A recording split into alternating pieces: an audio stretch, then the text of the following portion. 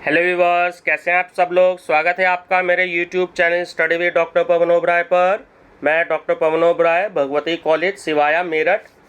Viewers, आज इस video में मैं फिर से आपके लिए दो तरीके के क्वेश्चन लेकर के आया हूं। एक तो जो बीएड एंट्रेंस या टीजीटी या पीजीटी कॉमर्स और इकोनॉमिक्स से जिन्होंने भरा है, ठीक है, यूपी का, और सीसेस यूनिवर्सिटी में मेरठ का जो सब्जेक्ट है बीए थर्ड ईयर में measurement and evaluation in education, ठीक है, एजुकेशन का 6 पेपर है। तो कल मैंने उसकी 3 वीडियो अपलोड करी थी। तो एक तरीके से वो मैंने यूनिट वाइज तो ख़त्म कर दिया था, लेकिन मैंने कल आपसे कहा था कि कुछ क्वेश्चंस मेरे पास और हैं। तो कुछ 200-300 क्वेश्चन मेरे पास और कलेक्ट हैं। तो ये टीजीटी, पीजीटी और बीएड एंट्रेंस के लिए तो स्टैटिस्टिक्स के पर्पस से बहुत ही ज़्यादा इंपॉर्टेंट क्वेश्चंस हैं, ठीक है। और एजुकेशन के हिसाब से जो बीएड थर्ड ईयर का सीसेस यूनिवर्सिटी का पेपर है आपका, measurement and evaluation education paper 6, तो उसमें आपकी यूनिट सेकंड है। तो ये मैं दोनों तरीके से अपलोड करूँगा ताकि टीजीटी, पीजीटी या बीएड एंट्रेंस वाले उस प्ले लिस्ट में देख सकें, और जो बीए एजुकेशन वाले हैं थर्ड ईयर के, वो अपनी उस प्लेलिस्ट में देख सकें, ठीक है। तो ये कुछ क्वेश्चंस ऐसे हैं जो दोनों पर्पस सॉल्व करते हैं, टीजीटी, पीजीटी, बीएड एंट्रेंस और आपका एजुकेशन का पेपर, ठीक है व्यूअर्स। तो ये बहुत ही इंपॉर्टेंट क्वेश्चंस हैं, तो आप इनकी स्टडी जरूर करिएगा, बहुत ही ज़्यादा हेल्पफुल रहेंगे क्वेश्चन ये। उससे पहले मैं बताना चाहूँगा, आप मेरे चैनल को अगर फर्स्ट टाइम देख रहे हैं तो मेरा channel study with doctor Pawan Oberoi को जरूर सब्सक्राइब कर लीजिएगा, लाइक और शेयर भी करते रहिएगा, और उसकी प्लेलिस्ट आप जरूर विजिट करिएगा, ठीक है। और जो पीजीटी, टीजीटी के कैंडिडेट्स हैं, अगर वो इस वीडियो को देख रहे हैं, तो मैं धीरे धीरे टीजीटी, पीजीटी के सारे क्वेश्चन पेपर अपलोड करूंगा। मेरे पास 2006, 2009, 2010 और उससे आगे के काफ़ी सारे क्वेश्चंस हैं, तो धीरे धीरे मैं उनको भी अपलोड कर दूंगा। मैंने अरेंज कर लिए हैं, तो हिंदी मीडियम में तो अरेंज कर लिए मैंने, बट अभी इंग्लिश मीडियम में मेरे को अरेंज वो मैं नहीं कर पाया हूँ। तो जैसे ही वो अरेंज कर पाऊँगा तो मैं जो है उसको जरूर अपलोड करूँगा, ठीक है व्यूअर्स। चलिए डिस्कस करते हैं। सांख्यिकी शब्द की उत्पत्ति किस शब्द से हुई? तो ऑप्शन ए सही है, स्टेटस, STATUS। सांख्यिकी का संबंध है, देखिए सांख्यिकी का जो संबंध है वो ज्ञान प्राप्त करने की संख्यात्मक प्रविधियों से होता है। प्राचीन काल में सांख्यिकी को कहा जाता था अंकगणित। सांख्यिकी शब्द का प्रयोग सर्वप्रथम कब हुआ? तो वो हुआ 1750 ईस्वी में। आधुनिक युग में सांख्यिकी शब्द का प्रयोग होता है, बहुवचन रूप में भी होता है और एक वचन रूप में भी होता है। तो ऑप्शन सी करेक्ट है कि उपयुक्त ए तथा बी दोनों रूपों में।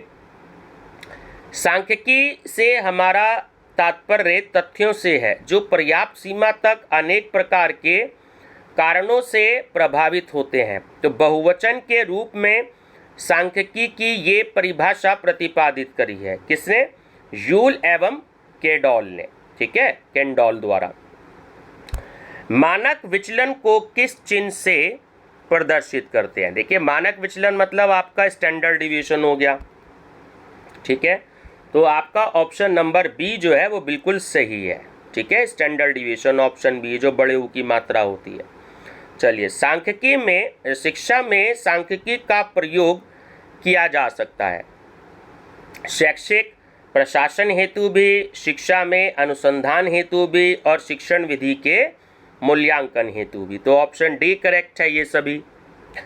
किस प्रकार के आंकड़े कच्चे माल की भांति होते हैं?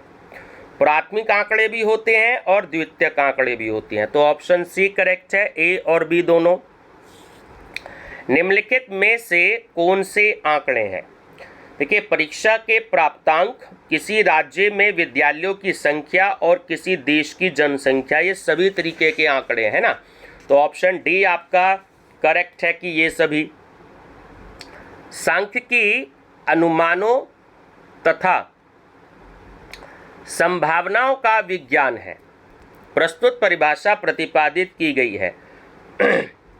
तो ये बॉटिंगटन द्वारा परिभाषित की गई है।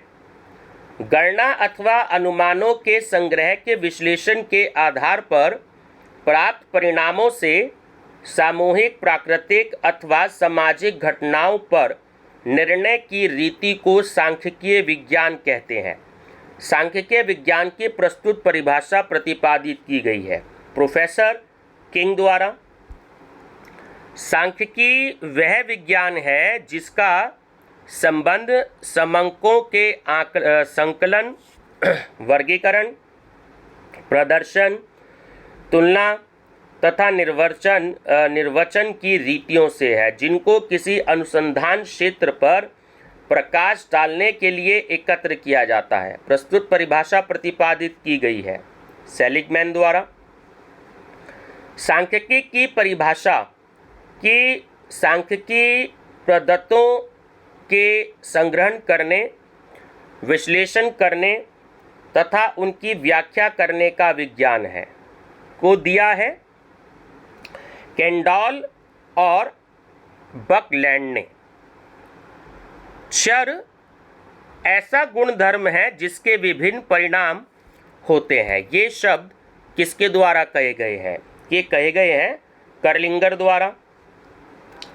5 से 10, 10 से 15, 15 से 20 डैश वाली श्रेणी का नाम है, तो वो है अपवर्जक श्रेणी। ठीक है। निम्नलिखित ग्राफीय निरूपण में से किसकी आकृति आयताकार होती है? तो वो होती है स्तंभाकृति, जो आयत चित्र भी होता है। ठीक है। किसकी समावेशी श्रेणी की सीमा, उच्च सीमा और वास्तविक सीमा में अंतर होता है? तो वो होता है 0.5। दिए गए आंकड़ों में यदि एक स्थिर अंक 6 सभी में जोड़ दें तो नए मध्यमान एवं नए मानक विचलन की गणना कीजिए। तो जो आंकड़े दिए गए हैं वो है 3, 6, 14, 4, 3। मध्यमान है आपका 6, मानक विचलन है आपका 4.14। ठीक है। तो ऑप्शन बी करेक्ट है। जो नया मध्यमान होगा आपका वो 12 होगा और मानक विचलन होगा 4.14। ठीक है। ग्राफीय निरूपण में y अक्ष से अभिप्राय है, तो वो है खड़ी रेखा। वह बिंदु जहां x तथा y अक्ष एक दूसरे को काटते हैं कहलाता है उद्गम बिंदु। समझने तथा बनाने में सरलतम, सर्वाधिक लोचदार तथा व्यापक रूप से प्रयुक्त किया जाने वाला चित्र ही बिंदु रेखा चित्र है। बिंदु रेखीय चित्रों के विषय में यह दृष्टिकोण प्रस्तुत किया है M.M. ब्लेयर ने। माध्य की गणना की जाती है। देखिए तीनों ही ऑप्शन करेक्ट हैं। जब वितरण सामान्य होता है, जब प्रत्येक आंकड़ों को महत्व देना होता है, ठीक है, जब शुद्धता और विश्वसनीयता की आवश्यकता होती है। तो ऑप्शन डी करेक्ट है, उपयुक्त सभी। शोध में सांख्यिकी क्यों आवश्यक है? इसके भी तीनों रीजन हैं। इसके द्वारा सर्वोत्तम सही विवरण संभव है। इसके द्वारा सामान्य निष्कर्ष निकालने में सहायता मिलती है। इसके द्वारा पूर्व कथन करने में सहायता मिलती है। तो ऑप्शन डी करेक्ट है, उपयुक्त सभी। संचयी आवृत्ति का उपयोग किस ग्राफीय निरूपण में किया जाता है? तोरण। बहुलक में प्रमुख महत्व दिया जाता है आवृत्तियों को। बिंदु रेखीय चित्रों का दोष माना जाता है। देखिए उपयुक्त सभी दोष माने जाते हैं। ठीक है। केवल सीमित क्षेत्र में प्रयोग हो सकता है, अनेक बार भ्रामक निष्कर्ष प्रदान करते हैं और गुणात्मक तथ्यों का वर्णन नहीं किया जा सकता। तो तीनों ही दोष होते हैं इसके। सांख्यिकी के विकास में किसने योगदान दिया? बर्नौली ने। किसी समूह का विस्तार 40 और वर्ग अंतराल 10 हो तो बनने वाले वर्गों की संख्या होगी 5। माध्य, बहुलक और माध्यिका के संबंध को किस सूत्र द्वारा प्रदर्शित किया जाता है, या निम्नलिखित में से सही सूत्र का चयन कीजिए। ठीक है, तो ऑप्शन नंबर ए आपका करेक्ट है। ठीक है, तो फार्मूला आप स्टूडेंट्स याद कर लीजिएगा। यदि हमें किसी कार विशेष की बिक्री का औसत ज्ञात करना है तो किस केंद्रीय माप का प्रयोग करेंगे, तो वो होगा बहुलक। ठीक है, बहुलांक गलत लिखा है, बहुलक होता है, मोड। ठीक है, सभी प्रकार के समंकों का प्रभावशाली रूप में निरूपण करने के लिए चित्रों का प्रयोग किया जाता है। जब समंकों से संबंधित चित्रों की रचना उचित ढंग से की जाती है तब वे जानकारी का तत्काल प्रदर्शन करते हैं, जिसे अन्यथा संख्यात्मक सारणियों के मध्य ढूंढना नितांत कठिन होता है। चित्रमय प्रदर्शन का यह स्पष्टीकरण प्रस्तुत किया है, ये किया है C.W. लो ने। किसी 10 सदस्यीय समूह के उच्चतम प्राप्तांक और निम्नतम प्राप्तांक के अंतर को कहते हैं विस्तार, रेंज। चित्र सांख्यिकीय तथ्यों को समझने की एक सरल शैली है। यह अपेक्षाकृत वैज्ञानिक भी है, और सबसे बड़ी बात यह है कि सामान्य ज्ञान रखने वाले व्यक्तियों के लिए चित्रमय प्रदर्शन की रीति अत्यंत उपयोगी कही जाती है। तो चित्रमय प्रदर्शन के महत्व का यह विवरण प्रस्तुत किया है, यह किया है सिम्पसन व काफ्का ने। डैश, यह नेत्रों के समक्ष एक ऐसी आकृति प्रस्तुत करते हैं जिनमें दिखाए गए अनुपात तथ्यों के अनुरूप होते हैं तथा जो विभिन्न समय अवधियों के क्रमागत प्रगति तथा तुलनात्मक मदों के बारे में अधिक सरल व स्थायी विचार देती है। प्रस्तुत कथन है तो यह विलियम प्लेफेयर का। माध्यिका वह मान है जो एक कोटिबद्ध वितरण के सभी प्राप्तांकों को 2 बराबर भागों में बांट देता है। यह कथन किसका है? वॉरेन का। सांख्यिकी में ऐसे आयत जो वर्गांतर की आवृत्तियों को दर्शाते हैं तो उसे कहते हैं हिस्टोग्राम। निम्नलिखित पद्धतों की माध्यिका मीडियन ज्ञात कीजिए। सबसे पहले आप इसको असेंडिंग ऑर्डर में लाएंगे, यानी बढ़ते हुए क्रम में। पहले 8, उसके बाद 15, ठीक है, उसके बाद 19, फिर 21, इस तरीके से बढ़ते हुए क्रम में लाएंगे। फिर फार्मूला लगाएंगे आप, ठीक है, मिडिल नंबर यानी small m equal to size of n+1 upon 2th item. तो ये आपका इंडिविजुअल सीरीज का क्वेश्चन है, ठीक है। तो आपके इसमें 7 आइटम है, 7 + 1 = 8 है ना। तो आप 2 से डिवाइड कर देंगे तो 4, तो चौथे नंबर पे आइटम आएगा आपका 21, तो 21 आंसर होगा, ठीक है। किसी समावेशी वर्ग की वास्तविक उच्च सीमा और वास्तविक निम्न सीमा के योग के आधे को कहते हैं, तो कहते हैं मध्य बिंदु मान। किसी एक समूह की समावेशी और अपवर्जक श्रेणी के आधार पर परिकलित मध्यमान में अंतर होता है 0। वह रेखाचित्र जिसमें आवृत्तियों का अनेक भुजाओं द्वारा प्रदर्शन किया जाता है कहलाता है बहुभुज। किसी ग्राफीय निरूपण में कोण को विलुप्त किया जाता है तो वो होता है आवृत्ति वक्र, ठीक है, फ्रीक्वेंसी कर्व। पाई चित्र का स्वरूप पाया जाता है वृत्ताकार। ओजाइव बनाने के लिए वर्गांतराल के साथ साथ क्या आवश्यक है, तो वो है संचयी आवृत्ति। अब देखिए अगले क्वेश्चन में आपको एक डायग्राम दिया गया है नीचे, है ना, और इस डायग्राम में आपको ये देख के पता लगाना है कि किस तरीके का है, ठीक है।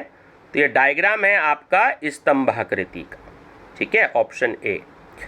किसी वर्ग अंतराल का मध्य बिंदु 20 और वास्तविक निम्न सीमा 10 हो तो उस वर्ग की वास्तविक उच्च सीमा होगी तो वो होगी 30। निम्नलिखित में से x अक्ष को स्पर्श नहीं करने वाला ग्राफीय चित्रण है, तो वो है आवृत्ति बहुभुज। सांख्यिकी में अंकीय मान के आधार पर आंकड़ों को कितने समूहों में विभाजित किया जा सकता है? गुणात्मक एवं मात्रात्मक दोनों में। प्रदत्तों में किसी संख्या के बार बार आने की आवृत्ति को कहते हैं आवृत्ति, फ्रीक्वेंसी। समंकों के ग्राफीय निरूपण में x अक्ष पर प्रदर्शित किया जाता है, वो होता है वर्ग अंतराल। सांख्यिकीय अध्ययनों में तथ्यों की किसी श्रेणी का उचित प्रतिनिधित्व करने वाले तथ्य या अंक को कहा जाता है केंद्रीय या माध्य प्रवृत्ति।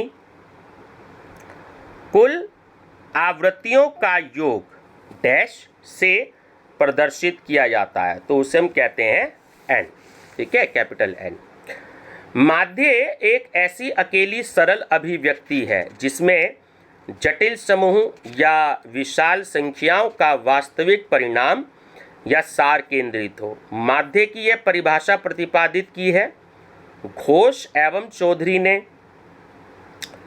यदि किसी वर्ग में 6 आवृत्तियां हैं तो उसे कौन से टैली चिन्हों से प्रदर्शित करेंगे?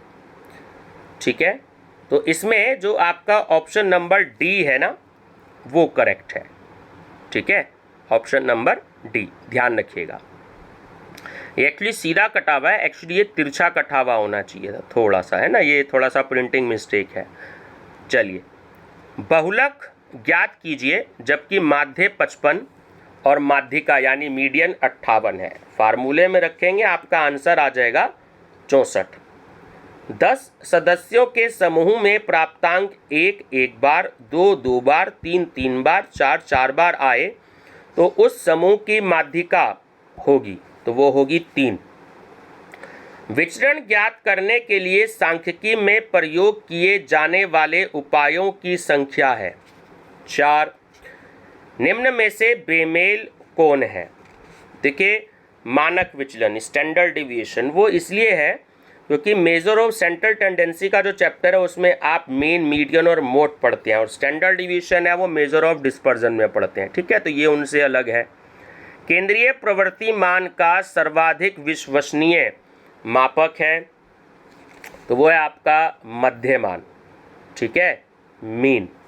माध्यिका होगी मीडियन, बहुलक हो गया मोड, तो मध्यमान हो गया आपका मीन। मध्यमान को कहा जाता है सांख्यिकीय माध्य।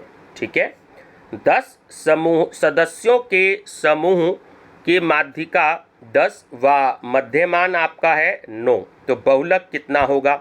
वो होगा 12। केंद्रीय प्रवृत्ति की मापों को कहा जाता है, तो वो होती है प्रथम श्रेणी के औसत। केंद्रवर्ती मानों में सबसे शुद्ध होता है, तो वो होता है मध्यमान। केंद्रीय मानों में सबसे कम शुद्ध मान होता है किसका? बहुलक का, मोड का। बहुलांक ज्ञात कीजिए जब माध्य 42 और माध्यिका यानी कि मीन 42 और मीडियन आपका 50 है, वो है आपका आंसर 66।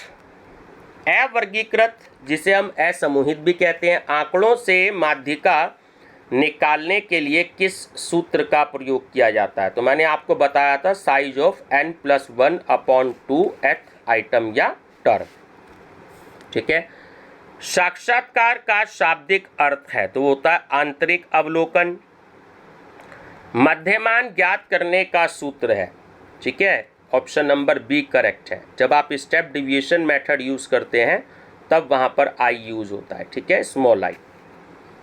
मध्यमान की गणना के लिए दिए गए निम्नलिखित सूत्र में n प्रदर्शित करता है, तो वो करता है समूह के सदस्यों की संख्या। किसी वर्गांतर का मध्य बिंदु हम कैसे ज्ञात करते हैं? तो वो है ऑप्शन ए की उच्च सीमा प्लस निम्न सीमा अपॉन 2। किसी समूह के आधे से कम सदस्यों की जानकारी होने पर किस केंद्रीय प्रवृत्ति मान मापक का उपयोग करना चाहिए? बहुलक। किसी समूह का मध्यमान, माध्यिका व बहुलक समान है तो वह समूह कहलाएगा। सम। प्राप्तांक 1 का विस्तार है 0.5 से 1.5। रो चिन्ह किस भाषा से लिया गया है? रो चिन्ह जो है वो एक्चुअली लैटिन भाषा से लिया गया है। यदि हमें किसी मोटरसाइकिल विशेष की बिक्री का औसत ज्ञात करना है तो किस केंद्रीय प्रवृत्ति माप का प्रयोग करेंगे?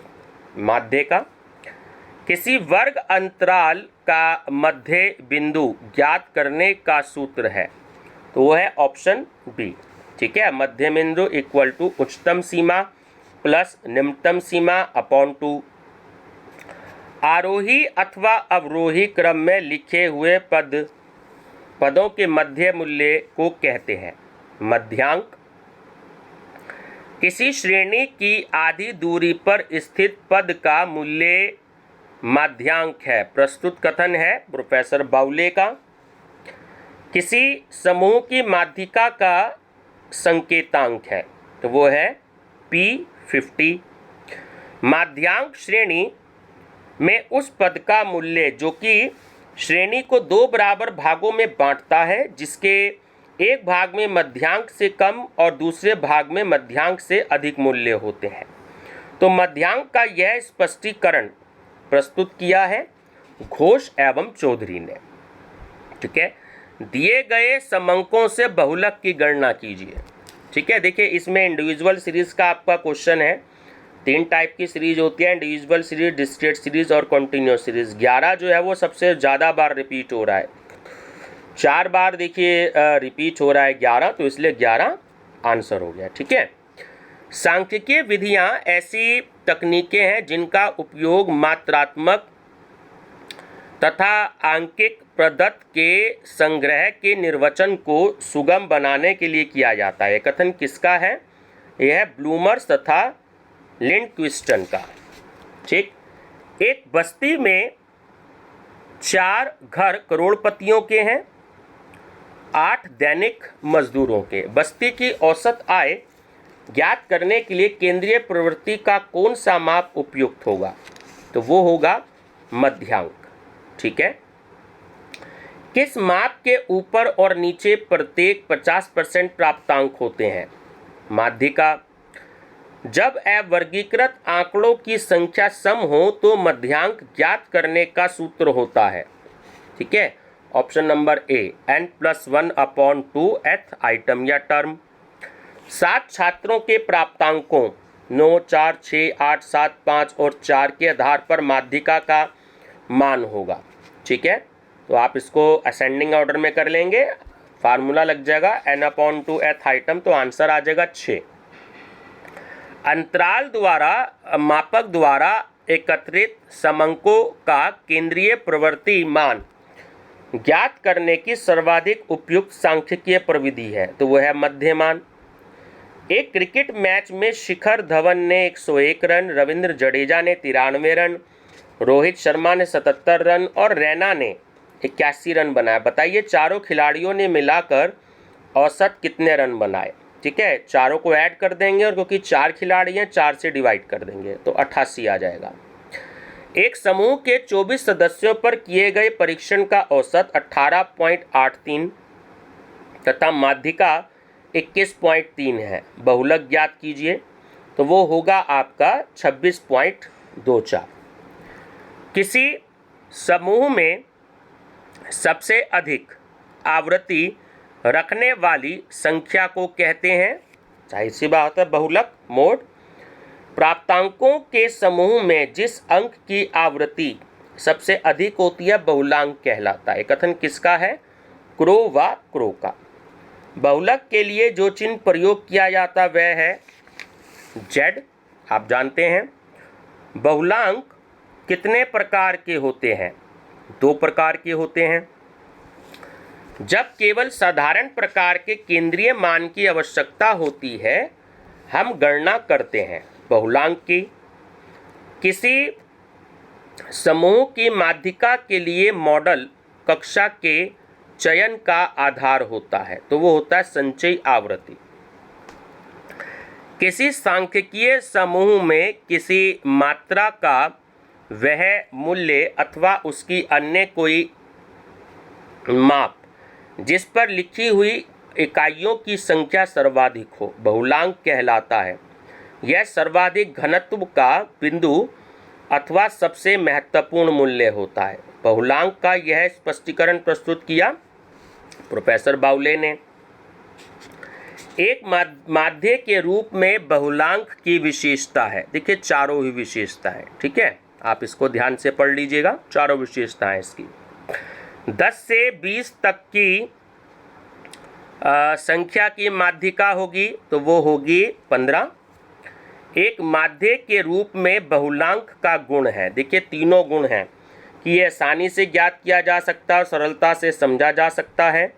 इसके मूल्य पर श्रेणी के असामान्य पदों का प्रभाव नहीं पड़ता और इसका प्रदर्शन बिंदु रेखे चित्र द्वारा सुगमता से किया जा सकता है ना। तो ऑप्शन डी करेक्ट है उपयुक्त सभी। और लास्ट क्वेश्चन है कि एक माध्य के रूप में बहुलांक का दोष है, तो ये भी है तीनों दोष कि बहुलांक में सीमांत पदों का कोई महत्व नहीं होता, यह श्रेणी के सभी पदों पर आधारित नहीं होता और यह अनिश्चित एवं भ्रामक होता है क्योंकि कभी कभी एक श्रेणी में एक से अधिक बहुलांक भी हो सकते हैं, ठीक है।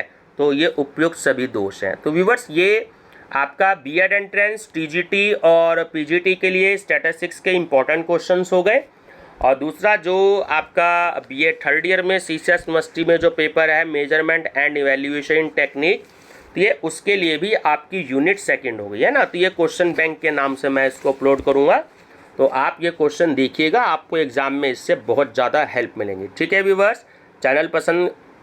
वीडियो पसंद आई हो तो मेरा चैनल जरूर सब्सक्राइब कर लीजिएगा, study with doctor Pawan Oberoi, और अपने फ्रेंड सर्कल में ज़रूर इसको शेयर कीजिएगा। Thank you.